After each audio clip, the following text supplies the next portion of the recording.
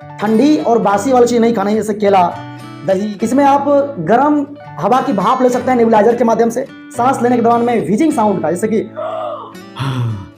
Hello my dears, मैं आशा करता हूँ कि आप स्वस्थ होंगे, मस्त होंगे, व्यस्त होंगे। तो आए बताने वाला हूँ आपको अस्थमा के बारे में। इसी को हम लोग ब्रोंकियल अस्थमा या इसी को हम लोग दम्मा बोलते हैं, जो बूढ़े लोगों में ज़्यादातर देखने को मिलता है। इसका असर हमारे लंग्स पर होता है।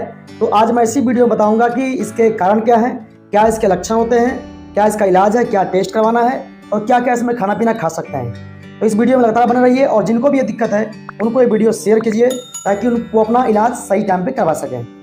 अस्थमा ओल्ड एज में अक्सर बूढ़े लोगों में हुआ करता है, जिसका लंग्स असर करता है। लंग्स आपके बॉडी का और रेस्पिरेटरी सिस्टम का एक ऑर्गन है, जिसका मेन काम होता है गैस को ब्लड में मिलाना और फिर ब्लड से वेस्टेज गैस CO2 को बाहर निकालना। ये लंग्स का मेन काम होता है। लंग्स की संख्या 2 होती है, जो ह्यूमन बॉडी में थोरेसिक कैविटी में पाई जाती है। अगर इस लंग्स में जो ट्रैकियोब्रोंकियल ट्री गया हुआ है, यानी ब्रोंकाई और ब्रोंकियोल, इसकी मोटाई अगर घट जाए, यानी कि अंदर से स्वेल कर जाए, तो इसकी रास्ता जो जाने का है हवा का पास होने का, उसकी पास होने की रेट घट जाती है और उस आदमी को सांस लेने में तकलीफ होता है। आपको पता होना चाहिए कि हमारे लंग्स के जो ट्रैकिया है, ब्रोंकाई है, ब्रोंकियोल है, इसके दीवार में गॉबलेट नाम का सेल पाई जाती है और ये गॉबलेट सेल म्यूकस को रिलीज करता है। अगर कुछ भी सूक्ष्म जीव, चाहे वो डस्ट पार्टिकल्स, अंदर में जाता है तो वो चिपक जाता है और एक लेयर बना लेता है। अगर ये प्रक्रिया लंबे समय से चलते आए तो विंड पाइप की मोटाई घट जाती है, ब्रोंकाई की मोटाई घट जाती है और सांस लेने देने में बहुत ही कठिनाई का सामना करना पड़ता है। ये मेन कारण है अस्थमा का। अब और कुछ कारण हम बताते हैं।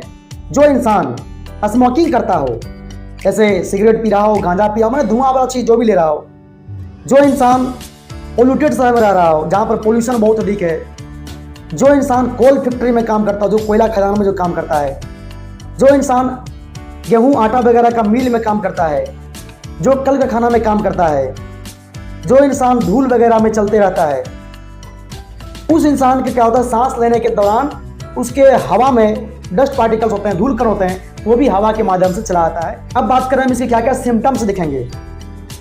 जब भी किसी आदमी को अस्थमा होता है तो सांस लेने में कठिनाई होगा, सांस बार बार लेगा, उसको हफनी होने लगेगा, उसको चेस्ट पेन होगा, छाती में टाइटनेस, जकड़न टाइप का लगेगा और हाइपोक्सिया डेवलप हो जाएंगे, चक्कर आएगा, उनको बार बार कफ बनेगा, खांसी होगा, कफ में कभी कभी ब्लड भी आ सकता है।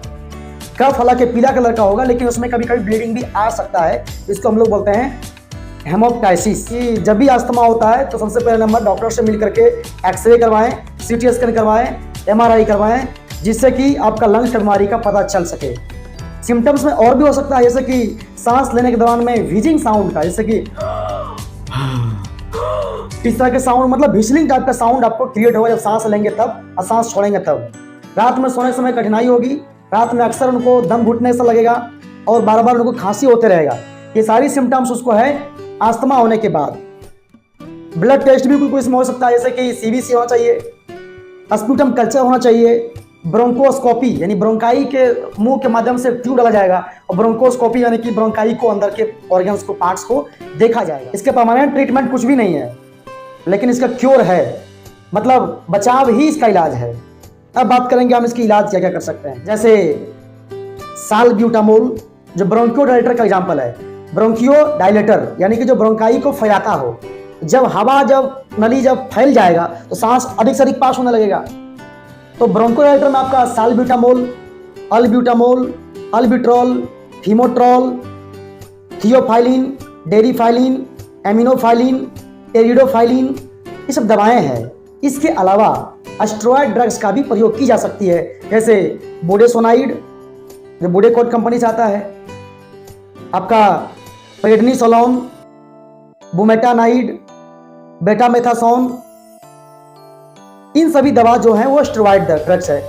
इसको देने के बाद में जो भी एलर्जेंस आपका बॉडी में आया हुआ है, एलर्जेंस यानी कि जो भी फूल के जो मर्क होता है उससे भी, पेट टेंडर मन रूसी वगैरह से भी, तो वो सभी आपके खत्म हो जाएंगे और इन्फ्लामेशन भी इससे घटेगा स्टेरॉयड ड्रग्स के माध्यम से।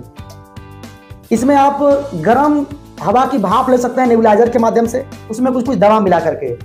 उससे क्या होगा कि उस दवा के प्रभाव से आपका लंग्स का जो ब्रोंकाई का जो मोटाई घट गया है वो ऑटोमेटिकली वो डायलेट हो जाएंगे।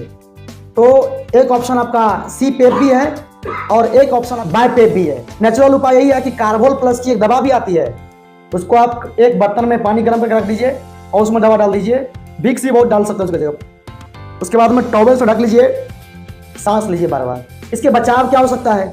तो बचाव में अधिक खट्टे चीज़ नहीं खानी है, ठंडी और बासी वाली चीज़ नहीं खानी है, जैसे केला, दही, इन सभी का प्रयोग नहीं करना है, संतरा का प्रयोग नहीं करना है, इन सभी बातों को ध्यान रखना है। इसके अलावा आप डस्ट पार्टिकल्स में जाने से बचें, पब्लिक प्लेस में आते हैं तो मास्क लगा के चलें और ऑक्सीजन सप्लाई आपको प्रॉपर मिले इसके लिए गेट खोल करके सोएं, खिड़की खोल के सोएं।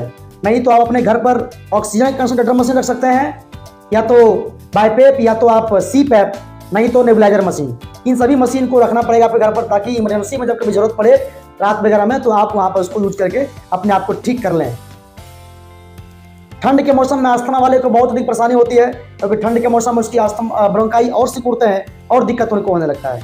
तो ठंड के मौसम में गर्म कपड़ा पहनना चाहिए जिससे कि बचाव हो जाए, और स्मोकिंग नहीं करना चाहिए, जैसे कि धुआं वगैरह, बहुत लोग सिगरेट गांजा वगैरह चरस लेता है, तो उस धुआं के प्रभाव से भी आपका लंग्स की जो डायमीटर है यानी ब्रोंकाई का वो और सिकुड़ जाएंगे, तो और सांस लेने में तकलीफ होने लगेगा आपको।